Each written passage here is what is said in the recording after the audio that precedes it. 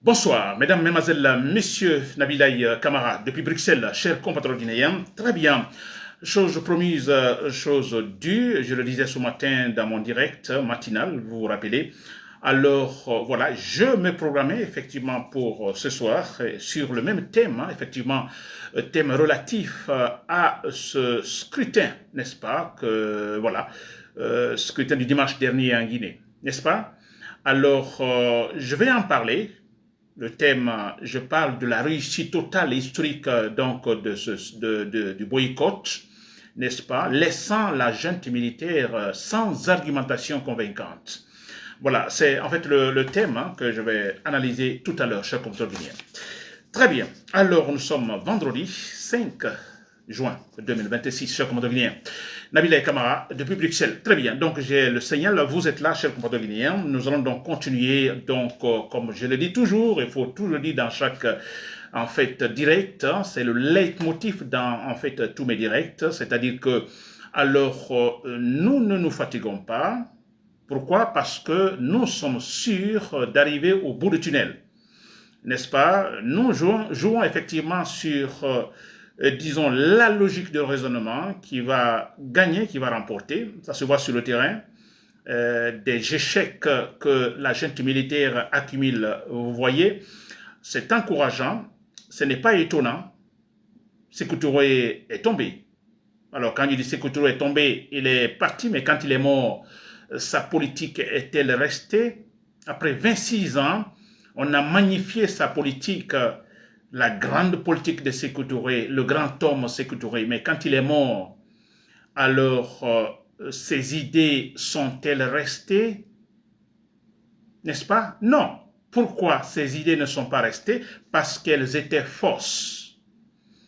Elles émanaient tout simplement de la fausseté, du mensonge, du populisme.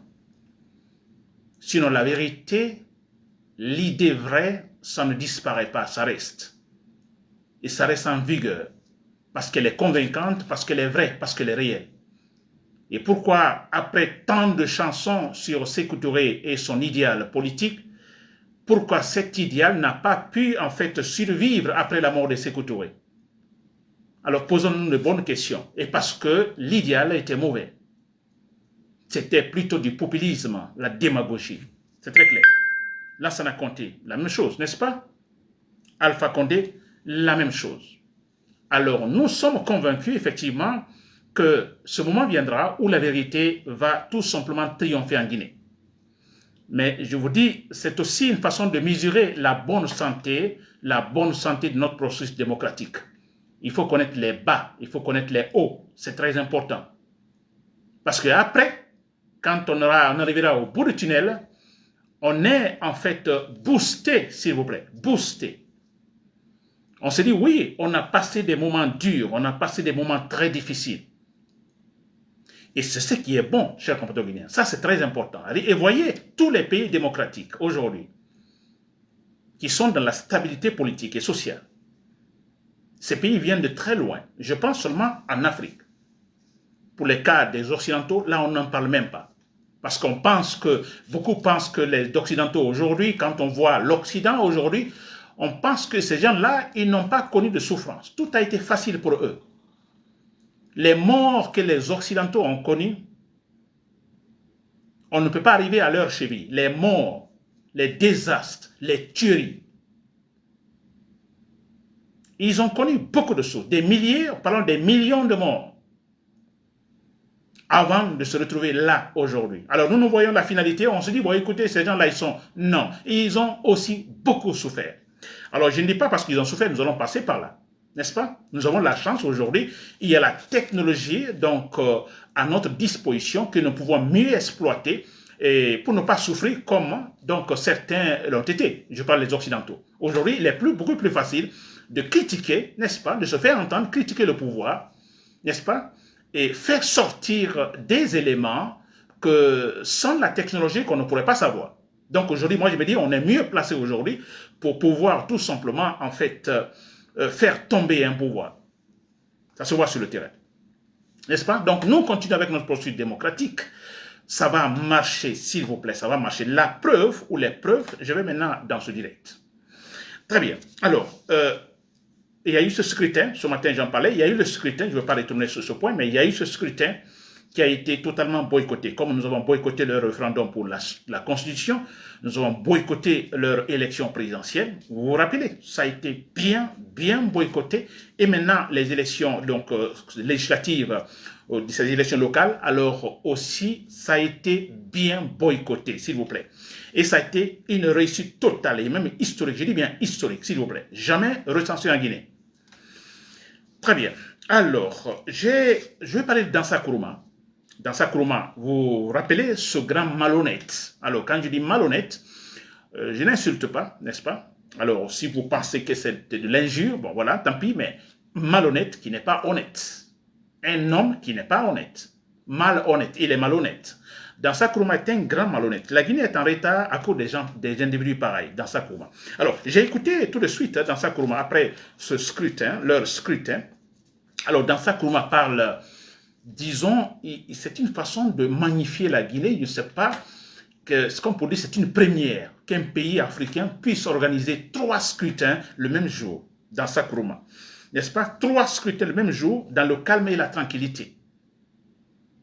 Je ne sais pas si c'est informé sur le cas de la Sierra Leone, à côté, libérien, qui ont pu organiser un seul jour, en un jour, élections présidentielles et législatives. Et même les élections locales, en Sierra Leone tout près, un tout petit pays. Je ne sais pas si Dansa Kourouma s'est informé parce qu'il dit la Guinée est capable d'organiser 3 scrutins le même jour. Il dit un grand jour pour la Guinée, plus, c'est un grand jour pour l'Afrique.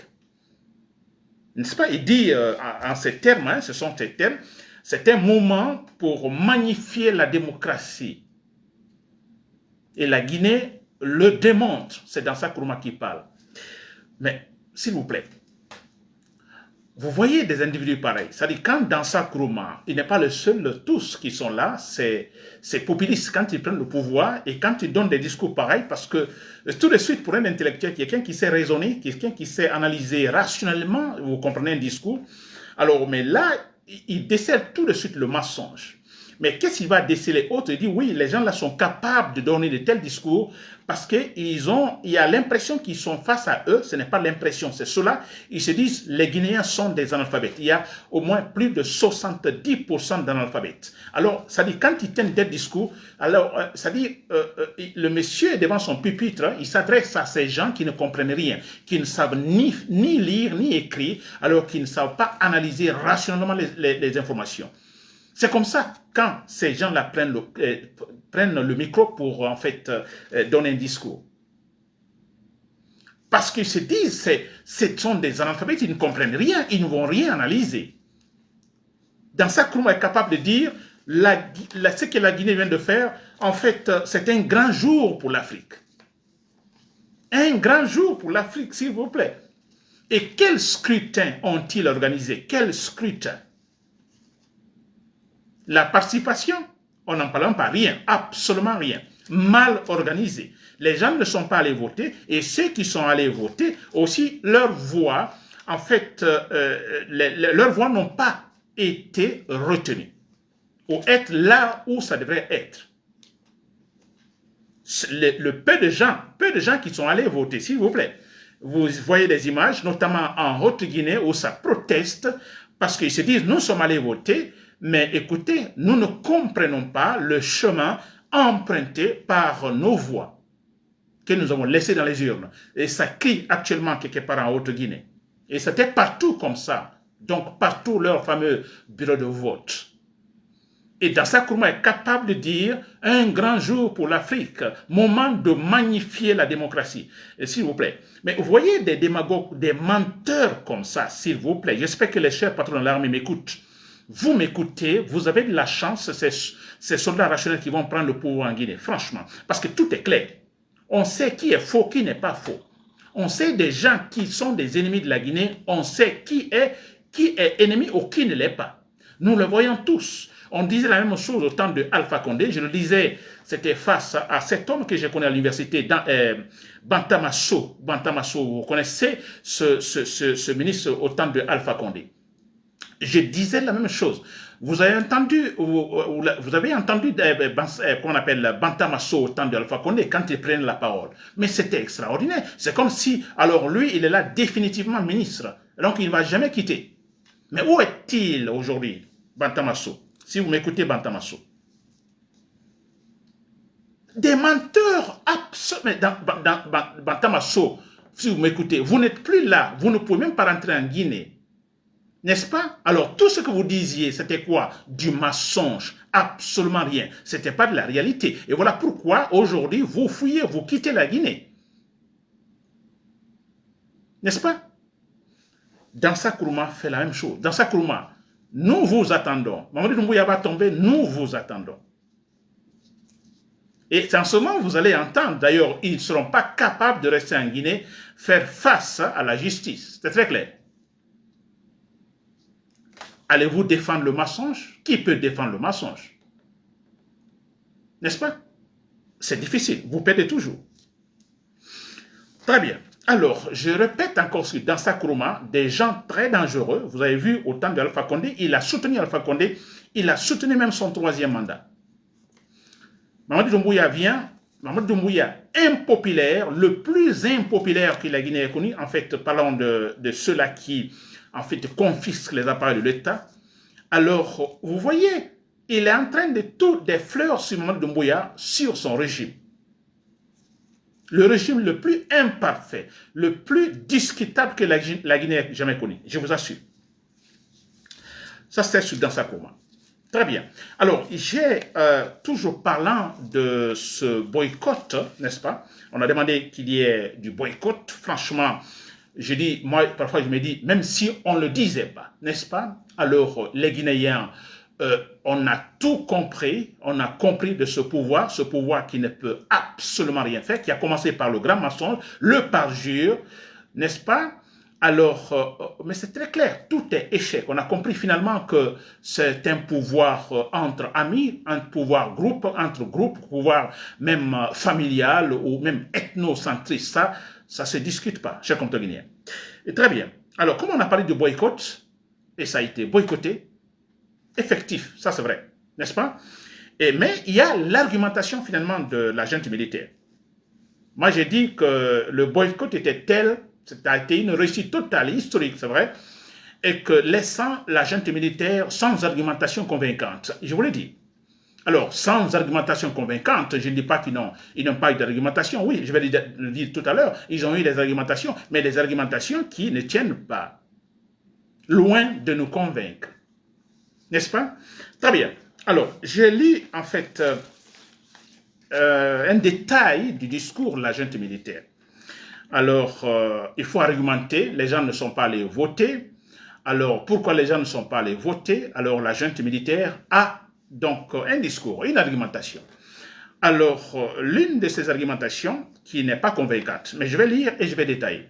Alors, on dit la démocratie ne se résume pas, parce qu'on dit il n'y a pas eu la participation, donc c'est une humiliation, c'est un échec. Alors, la gente dit non, écoutez, la démocratie ne se résume pas à une participation maximale pour conférer ou retirer de la légitimité à un scrutin. Dans un système démocratique ouvert, retenez bien cette expression, dans un système démocratique ouvert, ce qui importe, c'est que chaque citoyen ait la possibilité de s'exprimer librement. Retenez aussi cette expression, s'exprimer librement. Très bien. Alors, vous avez compris, donc la junte militaire qui dit, bon, écoutez, la question que la participation soit maximale, ce n'est pas ce qui importe. Ce qui importe que les citoyens soient consultés et que ces mêmes citoyens puissent librement s'exprimer, n'est-ce pas, à travers les urnes. Et dans ce discours, on parle d'un système démocratique ouvert. Alors, l'important pour eux, c'est un système démocratique ouvert, s'il vous plaît. S'il vous plaît, c'est le même discours despotique, le même discours populiste, démagogique.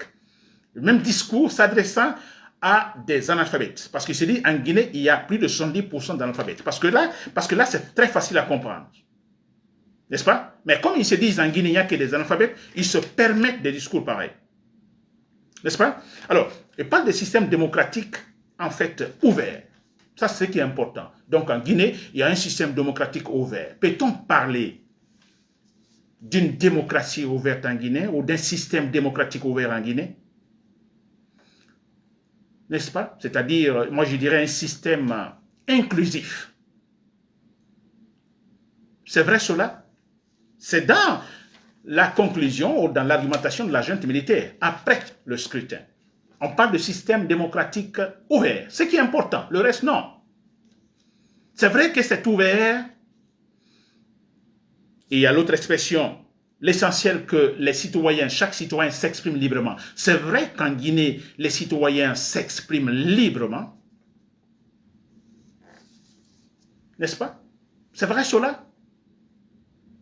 La démocratie ouverte, tous les partis politiques ont été invités à participer à ces élections, à participer par exemple, en ce qui concerne la rédaction de la Constitution, tous les partis politiques donc étaient conviés là. Quels sont ceux qui sont en prison, s'il vous plaît? Ce sont des activistes, ce sont des politiciens, des militants de partis politiques, des journalistes. Pourquoi sont-ils là? Pour avoir exprimé librement leur opinion. Ils sont en prison. Ces gens sont empêchés. On prend Ali Wouba. Ali Wouba, qui est un leader politique. Où est-il? Il est en prison. Pourquoi? Parce qu'il s'est exprimé librement sur la mal ou la mauvaise gouvernance de Mamadi Doumbouya.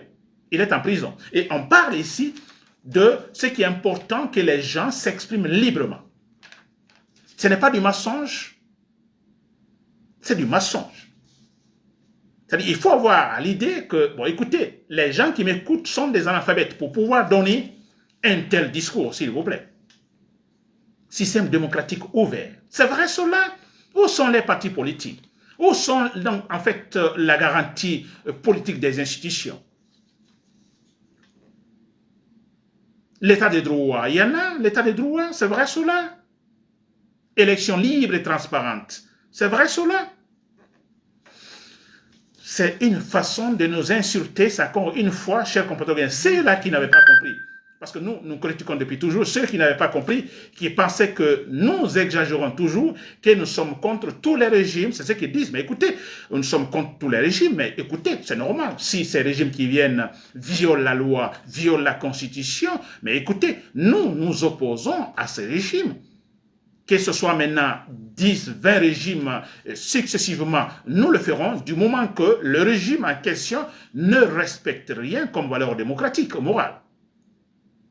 Et nous continuerons ainsi jusqu'à finalement avoir ce régime effectivement respectueux, capable de respecter effectivement d'abord ses propres paroles, respecter la dignité humaine, respecter les Guinéens, respecter la Constitution. On se battra, nous sommes là-dessus. Et ce régime va venir, chers compatriotes guinéens. Voyez-vous cela? La démocratie ne se résume pas à une participation en fait maximale. Oui. Vous imaginez un scrutin ou des élections où on parle par exemple, disons, de 10% de participation. Mais c'est un échec. Il y aura beaucoup de démissions dans ce gouvernement. Oui, s'il y a un chef de gouvernement honnête, il démissionne. Parce que c'est un échec. Et après tout ce qu'ils ont fait en Guinée, toutes les dépenses, tout, beaucoup d'argent déboursé par-ci, par-là, et puis voilà la participation, s'il vous plaît. Avec des gens honnêtes, des gens sérieux, il y a des démissions. Des gens démissionnent. Pourquoi? Parce que, bon, écoutez, notre politique a échoué. On n'a pas été capable, par notre politique, de convaincre les citoyens, n'est-ce pas? De convaincre les citoyens, voilà, à travailler ensemble. Notre politique, donc, est un échec. Notre programmation politique est un échec. Parce que le politicien, c'est quoi? Nous avons dit, le politicien, il est là pour organiser la société. N'est-ce pas? Alors, organiser la société, mais si vous n'y arrivez pas, mais écoutez, c'est un échec, vous démissionnez, vous quittez. Très bien. Alors, on dit aussi, je vais tout revenir là-bas, que la démocratie, alors, ne se résume pas à la participation maximale. D'accord. Alors, surtout qu'il est question d'élire les députés, n'est-ce pas? On parle des élus locaux, etc., etc. Alors, prenons les députés à l'Assemblée nationale. On dit la démocratie, c'est le gouvernement du peuple, par le peuple et pour le peuple. Le gouvernement du peuple, par le peuple et pour le peuple. N'est-ce pas? Alors les gens qui vont siéger à l'Assemblée, ils représentent le peuple. Ils vont là-bas pour représenter le peuple et défendre l'intérêt du peuple. Et on a la junte militaire qui dit, bon écoutez, alors c'est normal que beaucoup ne sont pas sortis pour aller voter. C'est logique, c'est compréhensible. Les élections législatives, ce n'est pas comme les élections présidentielles. Alors, on sous-attend que oui, les élections présidentielles, les gens vont sortir beaucoup parce qu'ils pensent qu'il y a la sensation. Alors, mais concernant les élections législatives, non, que c'est souvent le cas. Ils disent même partout dans le monde, c'est comme ça. Ce n'est pas vrai, c'est faux. D'ailleurs, c'est le contraire. Parce que l'élection des députés, les députés représentent dans une démocratie le peuple, les citoyens.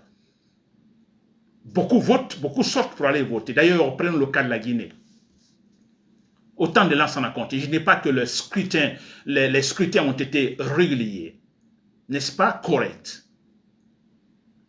Mais au temps de Lansana Conté, élection présidentielle, élection législative, il y avait toujours l'engouement, il y avait toujours l'enthousiasme, il y avait toujours beaucoup de gens qui partaient voter. Mais ça, c'est très clair. Les campagnes électorales toujours bien animées. Même au temps d'Alpha Condé que nous condamnons, Alpha Condé que nous accusons d'être à la base de tout ce que nous connaissons aujourd'hui comme mal.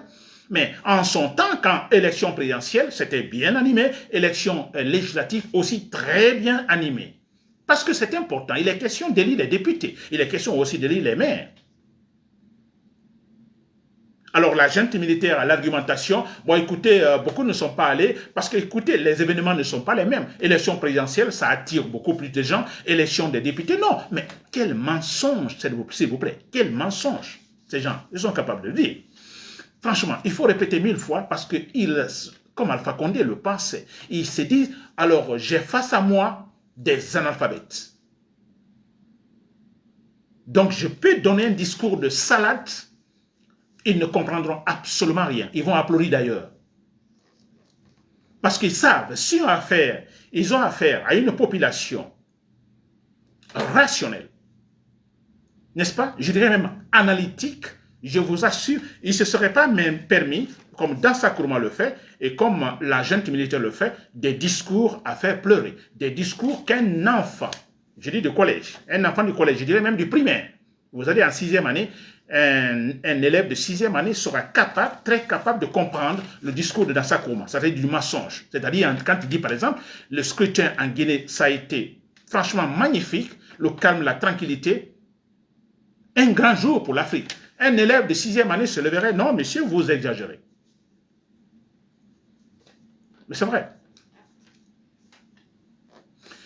Oui, ça, c'est le compteur guinéen. Alors, voilà, donc, tout ce que je peux dire, c'est remercier encore une fois, c'est comme ça il faut agir, et remercier tout le monde, tous les Guinéens, donc, pour avoir, en fait, je dirais, alors, observé, donc, cette situation de boycott. Personne n'allait voter, la grande majorité a refusé d'aller voter, et parce que cette grande majorité a compris aller voter, c'est légitimer le barbare Mamadi Doumbouya. C'est quand même facile à comprendre. Vous allez voter, vous validez ce barbare, ce Mamadi Doumbouya, ce sauvage Mamadi Doumbouya, s'il vous plaît. Mais c'est un sauvage.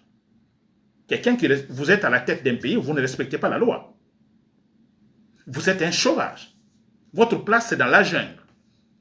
Donc, très bien. Merci à tous les Guinéens pour avoir compris cela. J'espère que nous continuerons ainsi. C'est très important dans la démocratie. La participation, elle est importante. Elle est importante. Ça signifie tout simplement que la population guinéenne n'est pas d'accord avec la junte. La population guinéenne n'épouse pas la politique de la junte militaire. Et autrement, ça signifie quoi? Alors, c'est la dégringolade. La junte doit quitter. Tout simplement. Très bien. Pour terminer, je m'adresse cette fois-ci aux militaires. Alors, cher patron de l'armée, vous m'avez suivi. Alors, je pense que vous arrivez à déceler effectivement les points faibles, très faibles. Disons qu'il n'y a que des points faibles de la junte militaire au pouvoir actuellement en Guinée qui, en fait, confisque les appareils de l'État. Vous avez tout compris. Je parle des militaires. N'est-ce pas? Je parle de tous les militaires.